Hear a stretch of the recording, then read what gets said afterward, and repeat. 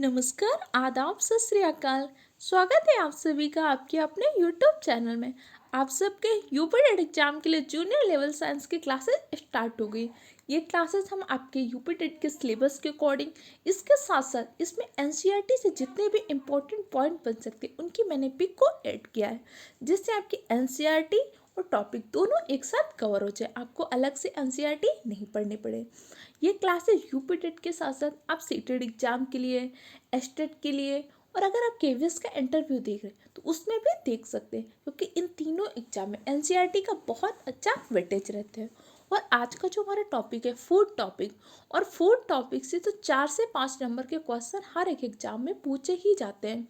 Food से जुड़े, food conservation से, इसे प्रिजर्वेशन से, इसके जो डिफरेंट टाइप के पोषक तत्व होते हैं, विटामिन से, इनके केमिकल नेम से, इनकी कमी से होने वाले रोग, ये टॉपिक अपने आप में बहुत ब्रॉड टॉपिक है और इससे जुड़े क्वेश्चन पूछे ही जाते हैं। तो अच्छे से नोट्स बनाइएगा, और ये पीडीएफ आपको टेलीग्राम चैनल में मिल जाएगी, तो टेलीग्राम चैनल को डाउनलोड कर लीजिए। ओके, अपनी क्लास को स्टार्ट करते हैं एक मोटिवेशनल कोट के साथ। कर ले सैर दुनिया की ओ गालिब, फिर जिंदगानी कहाँ, रह गई जिंदगानी अगर, तो फिर नौजवानी कहाँ। अभी आप सबके पास टाइम है। अगर आप वेट करते रहे कि यूपी टेट का नोटिफिकेशन आ जाए तब तैयारी करते हैं तो आपके पास उतना टाइम नहीं मिलेगा। अगर आप सबको पता होगा, यूपी में तो ग्रुप डी के एग्जाम में भी ना पीसीएस का सिलेबस रख देते हैं। तो बस अब आपको क्या करना है, मेहनत करनी है, ये टाइम है, यूटिलाइज कर लीजिए, अच्छे से पढ़ लीजिए। इसीलिए मैं क्या कर रही हूँ, टॉपिक और एनसीईआरटी दोनों का संकलन करके पढ़ा रही हूँ, ताकि आपको अलग से टॉपिक नहीं पढ़ना पड़े, अलग से एनसीईआरटी नहीं पढ़ना पड़े। ओके, स्टार्ट करें अपनी क्लास को। व्हाट इज द फूड, भोजन होता क्या है? सरल शब्दों में समझे तो भोजन वह खाद्य पदार्थ होता है जिससे हमें अपने शरीर की समस्त क्रियाओं के लिए ऊर्जा मिले। कार्य करने की क्षमता क्या होती है? अगर हम कोई काम करना चाहते हैं उसके लिए हमें क्या, एनर्जी की जरूरत होती है। और हमें एनर्जी किससे मिलती है? भोजन से। वही भोजन के अंतर्गत वही खाद्य पदार्थ आएंगे जिससे हमें एनर्जी मिलती है। जैसे तंबाकू, तंबाकू भी तो लोग खाते हैं, लेकिन इससे क्या एनर्जी मिलती? नहीं, तो भोजन के अंतर्गत आएगा? नहीं आएगा। क्लियर? अब भोजन के स्रोत क्या होते हैं? अगर अपनी नॉर्मल थाली को देखें तो हमारे भोजन के स्रोत क्या होते हैं? हमारे भोजन के मुख्य रूप से दो स्रोत होते हैं। एक आपका पादप स्रोत होता है, दूसरा जंतु स्रोत होता है। हमारे पास जो दालें होती हैं, अनाज होते हैं, जो सब्जियां होती हैं, ये सब किससे मिलते हैं? पादप स्रोत से मिलते हैं। जंतु स्रोत से क्या होता है? दूध, दही, घी, मक्खन, अंडा, ये सब क्या होता है? जंतु स्रोत से मिलता है। अब इससे जुड़े कुछ पॉइंट डिस्कस कर लेते हैं। सबसे पहला पॉइंट, दूध। दूध में कौन सी प्रोटीन पाई जाती है जिसके कारण दूध का रंग सफेद होता है? दूध में केसीन प्रोटीन पाई जाती है। दूध में कौन सी शर्करा पाई जाती है? दूध में लैक्टोज शर्करा पाई जाती है। दूध से दही का निर्माण कैसे होता है? दूध से दही का निर्माण आपके किण्वन प्रोसेस के द्वारा होता है। इसमें क्या होता है, जो इसमें एक बैक्टीरिया होता है, कौन सा बैक्टीरिया होता है कमेंट सेक्शन में लिखिएगा। दूध से दही में एक बैक्टीरिया चेंज हो जाता है, तो लैक्टोज शर्करा किस में चेंज हो जाती है? लैक्टोज शर्करा आपके लैक्टिक एसिड में चेंज हो जाती है। क्लियर? 3 पॉइंट समझ गए। दूध की शुद्धता का मापन कैसे करते हैं? दूध की शुद्धता का मापन करते हैं लैक्टोमीटर के द्वारा। क्लियर हो गया? ये पॉइंट आपके एग्जाम में पूछे जा सकते हो, और कई बार जब आप केवीएस पीआरटी का इंटरव्यू देंगे उसमें भी ऐसे आपसे पॉइंट पूछे जा सकते हैं। एस्टेट में ये पॉइंट पूछे जाएंगे। एस्टेट में थोड़ा एडवांस लेवल पूछेगा, यूपी टेट में थोड़ा सा कम लेवल, लेकिन फूड टॉपिक तो किसी भी चेंज नहीं होगा। ऐसा होता नहीं है कि सुपर टेट में भोजन बदल जाएगा, सुपर टेट में भोजन के स्रोत बदल जाएंगे, नहीं। बस पेपर में डिफिकल्टी लेवल चेंज करता है और क्वेश्चन पूछने का थोड़ा सा पैटर्न अलग करता है। यहाँ पे हम दोनों लेवल को ध्यान में रखकर स्टडी करेंगे। ओके, इसके अलावा बताइए, अंडे में कौन सा प्रोटीन पाया जाता है? तो अंडे में आपका एल्बुमिन प्रोटीन पाया जाता है। आपके दालों में प्रोलोमिस प्रोटीन पाए जाते हैं। चावल में कौन सा? चावल में विटामिन B1 पाया जाता है, जो अगर चावल पालिश हो जाता है तो उसका विटामिन नष्ट हो जाता है। आगे देख लेते हैं। आगे पॉइंट कह रहा है कि भोजन के स्रोत तो हमने जान लिए। अब एनसीईआरटी का क्लास 6 का फर्स्ट टॉपिक है, जिसमें कुछ प्रमुख शब्द दिए हुए हैं। इन शब्दों के बारे में डिस्कस कर लेते हैं।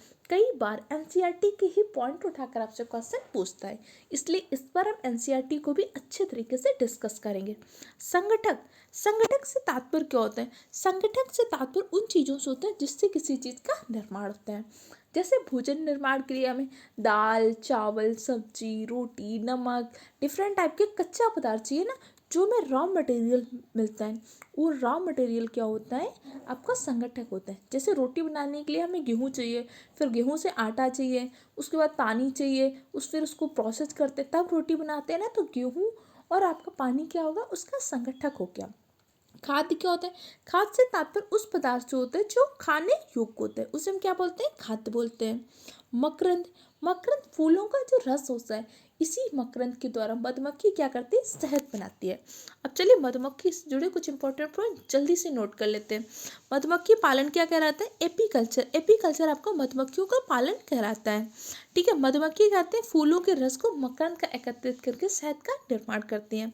मधुमक्खियाँ 3 पार्ट में डिवाइड होती हैं, रानी मधुमक्खी, सिपाही मधुमक्खी और आपकी क्या होती है, एक होती है आपकी श्रमिक मधुमक्खी। श्रमिक मधुमक्खी क्या करती है, श्रमिक मधुमक्खी भोजन इकट्ठा करती है, रानी मधुमक्खी अंडे देती है, इसके साथ साथ आपको सिपाही मधुमक्खी अंडों की रक्षा करती है। मधुमक्खी के छत्ते में नर मधुमक्खी का कोई खास रोल नहीं होता है। मधुमक्खी का प्रिय फल क्या होता है, लीची। लीची मधुमक्खी का प्रिय फल होता है। लीची के फूल कब खुलते हैं, लीची के फूल आपके फरवरी माह में खिलते हैं। मधुमक्खी पालन का उपयुक्त समय क्या होता है, अक्टूबर से दिसंबर का महीना मधुमक्खी पालन के लिए उपयुक्त होता है। एनसीईआरटी में मधुमक्खी पालन से कौन जुड़ी है, अनीता कुशवाहा जी मधुमक्खी पालन से जुड़ी हुई है। बिहार का बोचाहा गांव मधुमक्खी पालन के लिए बहुत ज़्यादा फेमस है। और शाही लीची का जीआई टैग अभी किसको मिला है, कमेंट सेक्शन में आंसर लीजिए। तेजपुर की लीची कहाँ पे है, दोनों क्वेश्चन के आंसर कमेंट सेक्शन में दीजिए। देखिए इस क्लास में मैं आपको करंट भी अपडेट कराऊंगी, इसके साथ साइंस तो पढ़े ही रहे, और भी इंपॉर्टेंट चीज़ें, सब चीज़ें डिस्कस करते रहेंगे। समझिए ये क्लास आपकी सिलेक्शन वाली क्लास है, इस क्लास को आप मिस नहीं कर सकते। आगे देखते हैं अंकुरित बीज, जो हम डिफरेंट टाइप के स्प्राउट्स खाते हैं ना, स्प्राउट्स से सबसे पहली बात तो हमें प्रोटीन मिलती है। फिर हम स्प्राउट्स को अंकुरण क्यों करते हैं, अंकुरण करने से क्या होते हैं, पाचन में सहायक होता है, जल्दी पाचन हो जाता है।